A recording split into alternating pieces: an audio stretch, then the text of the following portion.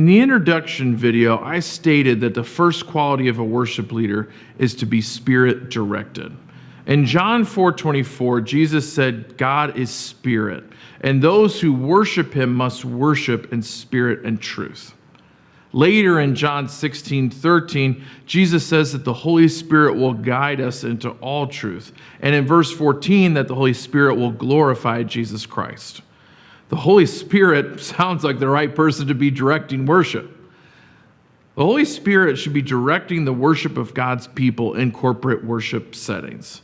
And the worship leader is someone who is sensitive to the directing of the Holy Spirit in those times of worship. Now, that doesn't mean that you don't plan songs or practice with your musicians. Some overly earnest worship leaders think that the spirit-directed worship means that it's, well, for it to be truly spirit-filled, it needs to be spontaneous and unplanned. That isn't true.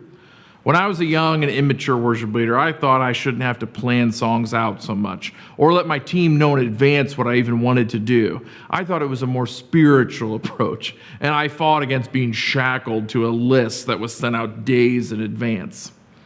The Holy Spirit should be involved in the planning of songs and the practicing of music. He should be involved in the performance of those songs when the service begins, and he should be listened to if he decides to take the songs or service in a different direction. He should be in all of it. Some of the most powerful worship times I've experienced came out of thoroughly planned song lists that the Spirit directed in the planning process. And others were spontaneous and in the moment, deviating from the plan that I had. Don't box the Holy Spirit into a plan, and don't box him out of a plan. Go into worship leading with a plan in place that you prepare in step with what you believe the Spirit is directing.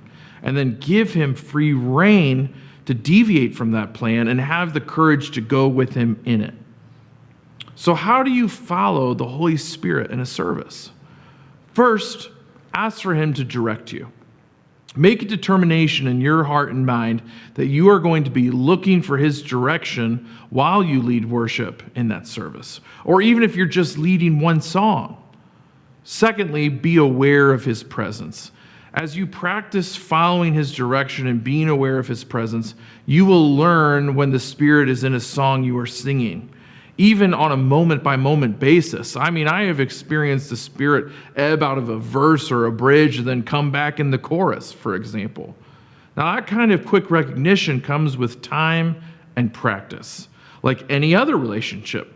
What I'm describing is a relationship with the Holy Spirit. The more effort you make to be guided by him and be aware of his presence, the easier it becomes to know when he wants to do something when you're leading. This is the first quality of a worship leader, someone who is spirit-directed in leading worship.